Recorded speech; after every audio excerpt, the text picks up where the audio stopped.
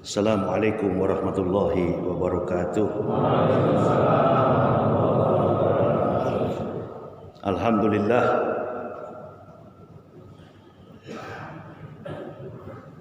Alhamdulillah, mukawwiril laili wa nahari wa mudawwiril ayyami wahda, allazi ja'ala awalal ashuril hurumis syardi zal qa'dah wa jalla syahrun haraman la yusfaka fi hadamun himayatan lil hajj wa sadaqa wa'dah. Ashhadu an la ilaha illallahul ladzi aqaza ahdah wa ashhadu anna sayyidana Muhammadan abduhu wa rasuluhu alladzi haqqaqa lahu hamdah allazi jahada billahi haqqa jihadihi wa badala juhdah. Amma ba'd, fa ya ibadallah ittaqullah haqqa tuqatih wa la tamutunna illa wa antum muslimun. Wa qala Allah ta'ala fil kitabil azizil karim, a'udzu billahi minasy syaithanir rajim, bismillahirrahmanirrahim. Alhamdulillahilladzi khalaqa samawati wal ard wa ja'ala zulumati wan nur summa allazina kafaru bi rabbihim ya'dilun walladzi khalaqakum min tinin summa qad ajala wa ajalu musamman indahu summa antum tamtarun. Faqala Nabi sallallahu alaihi wasallam, la tasalu qadama abdin yaumal qiyamati min baini yadayillahi ta'ala hatta yus'alu an arba'ati asah an umri fima afnahu wa an jasadihi fima amlahu wa an ilmihi wa amila bihi wa an malihi min aina iktasaba wa fima anfaq. Ibu bapak, saudara-saudaraku rahimakumullah, Dewan Kemakmuran Masjid Jami yang saya hormati, para alim, para ulama, imam rawatib Masjid Jami Pondok Hijau, Kota Bekasi, Provinsi Jawa Barat, dan yang kami cintai, kami muliakan, ma'asyiral muslimin wal muslimah rahimakumullah. Kita bersyukur kehadirat Allah Subhanahu wa taala kalau sampai pada pagi hari ini kita semua masih dalam kondisi bernapas. Amin ya rabbal. Kendati dalam keadaan secara pribadi kita hadir di sini di tengah kondisi isu pandemik,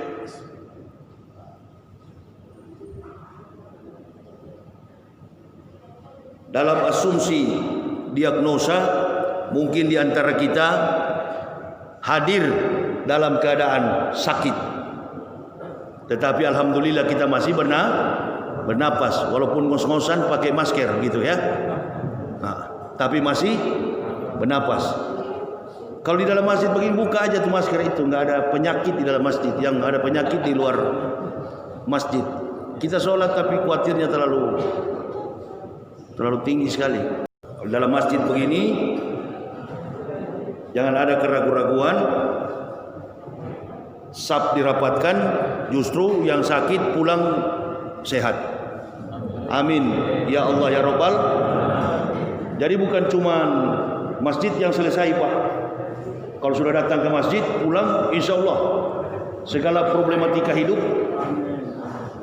akan dijawab oleh Allah Subhanahu wa taala.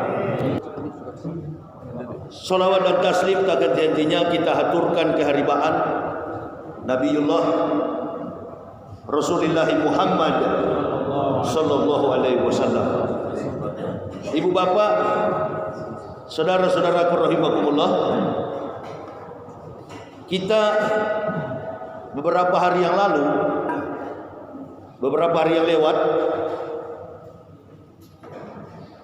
menyaksikan berbagai macam isu Di tengah fakta pandemik ini, kita menyaksikan, mendengar, melihat langsung beberapa isu terkait dengan pembakaran poster atau baliho Imam besar Habib Muhammad Rizik Syihab.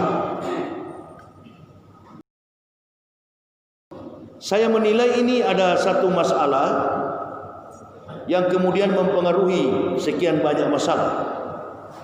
Konteksnya juga pas. Sebagaimana mukadimah yang saya katakan tadi, konteksnya adalah konteks jihad. Karena jihad yang paling tinggi itu adalah naik lil hajj wa sadaqa wa'dah. Jadi orang yang berjihad yang paling tinggi hitungannya itu adalah berhaji. Makanya ayat yang dibacakan imam tadi kental dengan kekafiran, kental dengan ketauhidan, kental dengan penghormatan terhadap wa'ati rasuli. Hormat kepada Rasul, respect to Ahmad, respect to Prophet Muhammad, penghormatan yang tinggi kepada Rasulullah sallallahu alaihi wasallam. Nah, persoalan yang paling mendasar adalah status keimanan masing-masing kita. Bobot daripada kualitas, daripada kapasitas, klasifikasi bahkan dalam konteks keimanan yang Allah titipkan kepada kita. Imam, saya dan jamaah, ruang kemampuan keilmuan keimanan kita itu tidak sama. Berbeda kapasitasnya, bahkan dalam tanggung jawab untuk mendakwahkan Islam ini pun berbeda. Ada yang mendakwahkannya secara speak, ada yang berdakwah, ada yang langsung menguraikan secara tematis, kontekstualis, sistematik terkait dengan ayat-ayat Al-Quran dan hadis. Ada juga yang mendakwakan Islam dengan hartanya, ada juga dengan pikirannya, dengan segala sinergisitas, dengan segala kemampuan yang Allah berikan, kita tuangkan semua dalam perjuangan Islam. Oleh dan sebab itu, dalam rangkaian perjalanan kehidupan umat Nabi SAW, 365 hari, 12 bulan atau 1 tahun, ada 4 bulan yang diharamkan oleh Allah. Bulan Muharram, alhamdulillahillazi muharrama awarosinin wajallahu syahran mubarakan liqaumil mu'minin. Jadi Allah tetapkan diharamkan Muharram itu. Kenapa diharamkan? Karena Allah tahu di depan Muharram sana ada tasyrik musyrik, ada pelaksanaan peringatan perayaan hari raya orang-orang kafir musyrik. Makanya Muharram diwarningkan, diperingatkan oleh Allah, diharamkan oleh Allah. Nah, ini agama yang sistematis, agama yang menata sedemikian baik ruang kehidupan individu, rumah tangga, masyarakat, berbangsa dan bernegara, bahkan secara global. Islam itu sistematis, kontekstual. Makanya kita jangan kaget sebagai orang Islam, begitu ada permasalahan, masalah apa saja, dari persoalan kesehatan, persoalan penyakit, persoalan perang, persoalan fitnah, ujian yang bagaimanapun pola bentuknya, pasti ada dalam kebenaran kitab suci Al-Quran. Itu yang disebut dengan agama yang kontekstual. Coba masalah fitnah kepada Habib Rizik Syihab, ada enggak kira-kira Pak Imam dalam Al-Quran dan hadis? Sudah terjadi enggak ini di zaman Rasulullah? Jauh sebelum Rasulullah datang, jauh sebelum ribuan, ratusan ribu tahun sebelum datang baginda Rasul sallallahu alaihi wasallam, orang-orang kafir dan munafik itu satu paket. It's yakulul munafikuna walazina fi qulubihim maradun gharab haula'i dinuhum wa ma yatawakkal 'alallahi innallaha azizul hakim. Sudah ada warning, sudah ada peringatan dari Allah Subhanahu wa taala. Sesungguhnya orang-orang munafik dan fi qulubihim maradun gharab, yang berpenyakit di dalam hatinya. Haula'i dinuhum. Mereka berkata bahwa umat Islam ini, kita yang aktif begini, kita yang setia di majelis-majelis ilmu, kita yang setia di jalan yang lurus, dianggap kita ditipu oleh agama kita Islam. Alias isu-isu dari orang munafik dan kafir, apa itu? Radikal. Nah, ini kan orang tidak paham karena dia tidak mampu menjalankan syariat Islam dengan baik. Maka dia menuduh kita ini orang yang radikal. Itu persoalan yang ada pada Habib Rizik Syihab. Bukan persoalan pribadi, bukan Pak Habib Rizik pribadi, bukan persoalannya apa dalam Zuriatin. Ini kan adalah titisan blood gen. Ini persoalan gen, persoalan darah yang diteteskan oleh Rasulullah dalam bentuk gen. Terbentuklah anak cucu Nabi kita Muhammad sallallahu alaihi wasallam. Dunia terbentuk karena diizinkannya orang-orang mulia, para nabi, para rasul yang diutus oleh Allah. Nah, sekarang kalau dia sudah membakar begitu, siapa itu sudah lebih daripada binatang. Itu ibu bapak mesti tahu. Dan yang sangat memprihatinkan adalah umat Islam tuh, ibu-ibu tuh sampai nenek-nenek didatangi di rumahnya. Allahu Akbar. Jangan sekali-kali kita menyentuh, jangankan kita menghina. Di dalam hati saja terbersit hal yang tidak baik kepada Rasulullah, kepada para nabi. Allahu Akbar. Hukuman apa? Dan sampai ke liang kubur, orang munafik ini dalam Al-Quran sudah dikatakan, wala tusolli, jangan engkau mensolatkan Muhammad, wala tusolli ala hadin minhum mata abadah.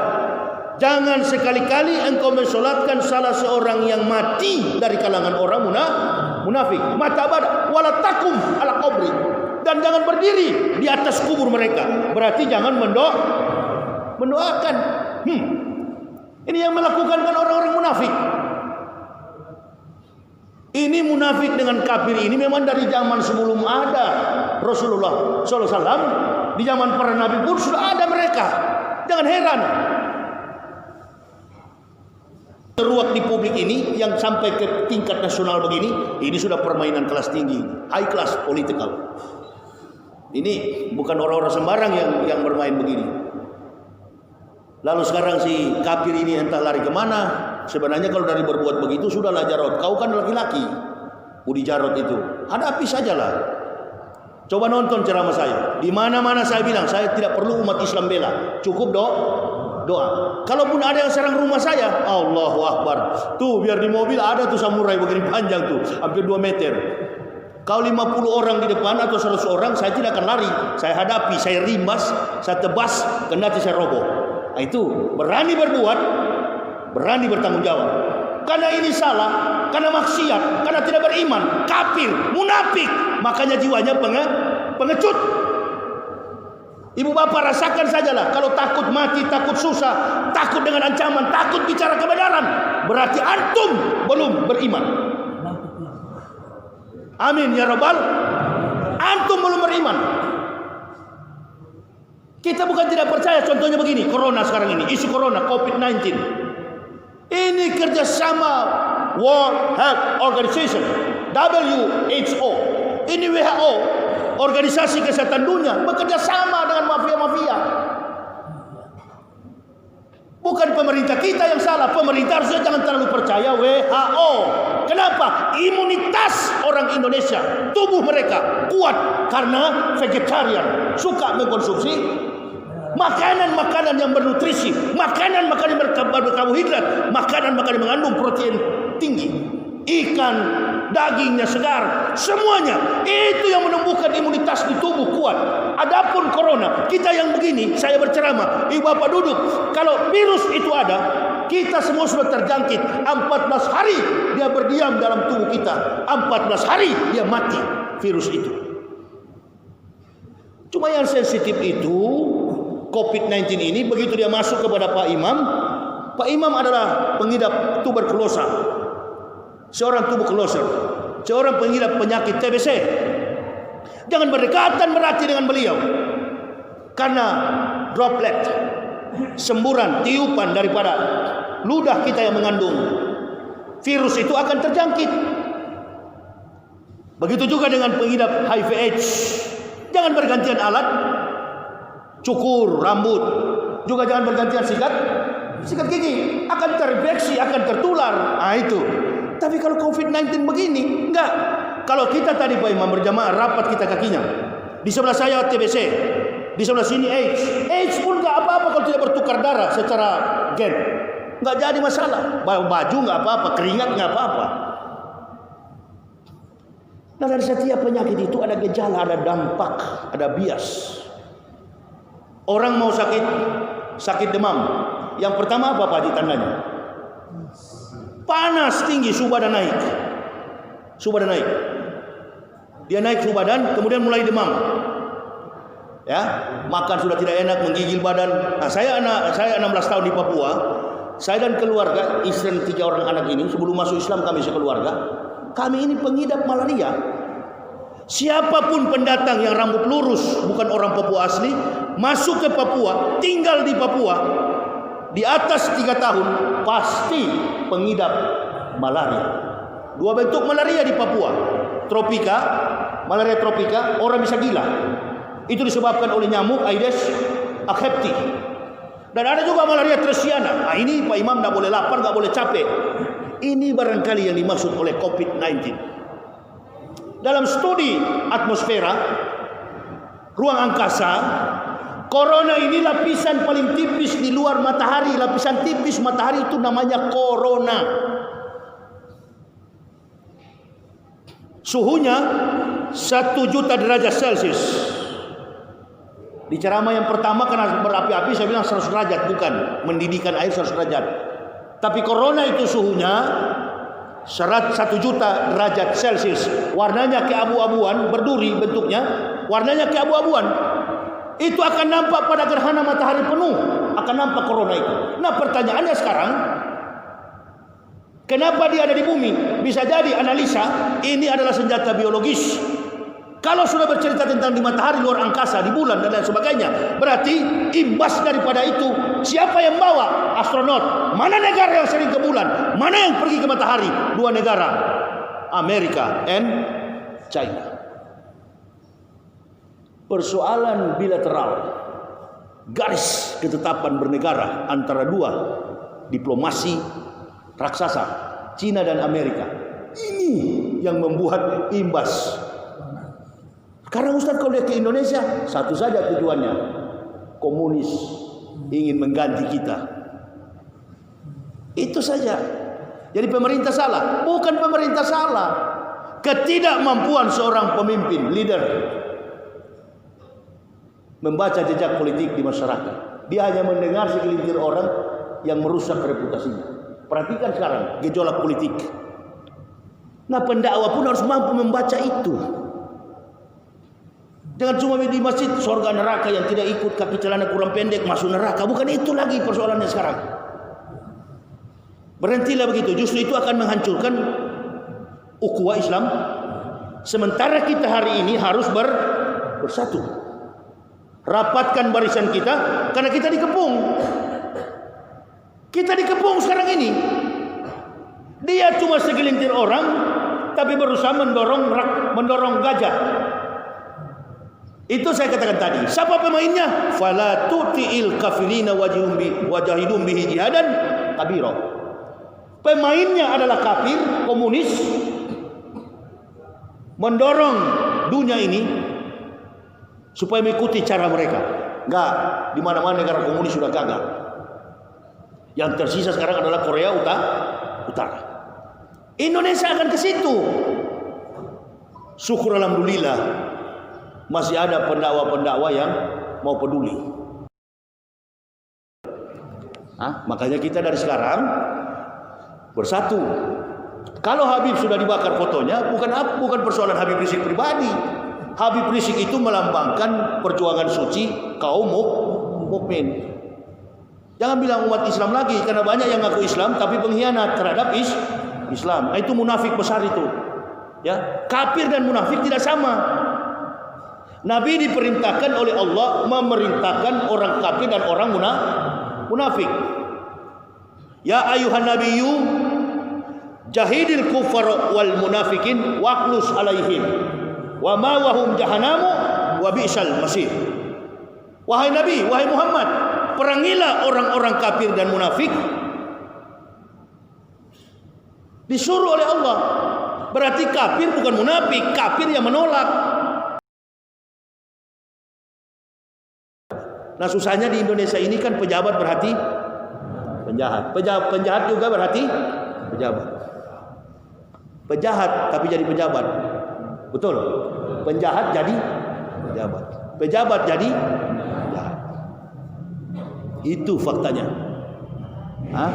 Maka nih penjahat-penjahat ini kita doakan supaya tersingkir dari barisan Jokowi.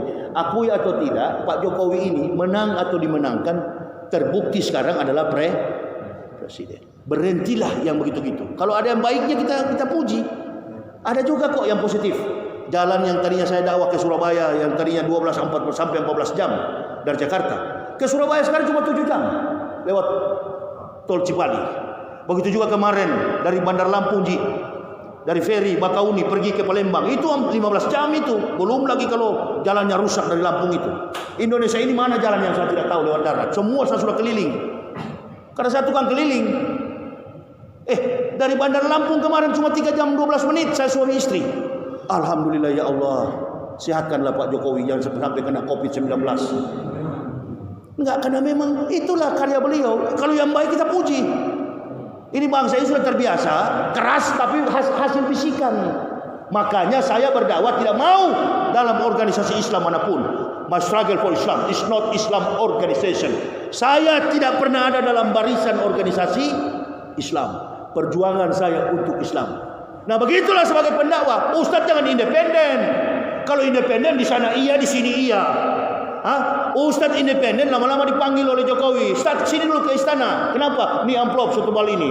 Kabur. Besok bukan independen lagi. Pro pemerintah. Jangan.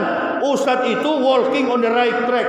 Ustadz itu di jalan yang lurus. Nggak usah ke sana, nggak usah ke sini. Di mana lurus? Libas. Begitu. Atau dalam bahasa Betawi, to revive the truth, to bury deviation. Mengangkat kebenaran, menguburkan kebatilan. Itu Ustadz. Prinsip itu dipegang kepada Ustadz. Jangan ente pakai gamis masuk ke istana. Waalaikum, datang rumah wali kota, gedor pintu bupati, gedor pintu gubernur. Nggak begitu. Presiden yang panggil ulama, presiden yang panggil Ustadz, gubernur yang panggil Ustadz, bukan Ustadz mendatangi rumah gubernur. Allahu Akbar. Wibawa orang Islam, wibawa agama ini akan terjaga. Nah inilah persoalannya Habib Rizik banyak ditawarkan. Bahkan saya dengar sampai triliunan. Beliau tidak mau. Ini persoalannya. Karena apa? Tidak ada figur setegas beliau. Bicara soal Pancasila, saya dengar disertasi realita kemampuan keilmuan, lompatan kemampuan akademik beliau. Bicara tentang falsafah negara lebih ahli daripada orang-orang yang ada ini. Doktornya doktor tentang Pancasila. Allahu Akbar. Saya sekali aja ketemu beliau di Petamburan 2 kali dengan ceramah di masjid beliau. Duduk lembut sekali orangnya, tangannya seperti halus betul. Tak mampu kita mengangkat wajah melihat beliau ini. Ustaz, ayo kita ke belakang. Kebetulan di belakang rumah beliau waktu itu ada dibangun bangunan apa yang kecil itu. Ngobrol kita sambil coker-coker bangunan-bangunan itu. Dan Habib Rizik sama ngomong sama saya, Ustaz, saya ini basic pendidikannya dari Katolik loh. Hah? Kaget saya, masa Habib? Iya. Kami ini pendidikannya pendidikan Kristen. Jadi saya tidak mungkin bergesek dengan orang Kristen. Makanya sekarang banyak orang Kristen bela. Yang tidak suka dengan Habib ini, kenapa kalian terlalu membenci beliau ini? Beliau ada ambil apa di negara ini? Kalian maling, kalian perampok, kalian samakan derajat kalian dengan beliau. Allahu Akbar. Dan Habib tidak marah ini, beliau cuma ketawa karena yang bakar ini kan sampah. Sampah, ini kafir Pak ternyata orang ini. Nah, kepada polisi juga itu, Pak Idam Hasis Kapolri, coba tangkap orang-orang begitu. Polisi dan tentara ini, waktu dia masuk menjadi anggota tentara, ada polisi tentara di sini. Dia masuk jadi polisi tentara, dia berdoa.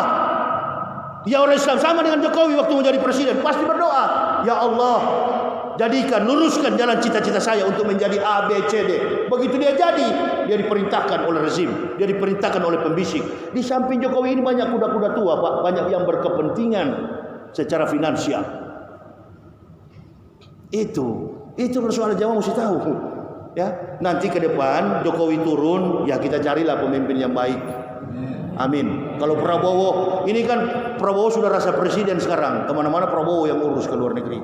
Ya kalaupun Prabowo mencalonkan, kita pilih Prabowo. Kalau enggak Anies Baswedan. Nah itu. Amin ya robbal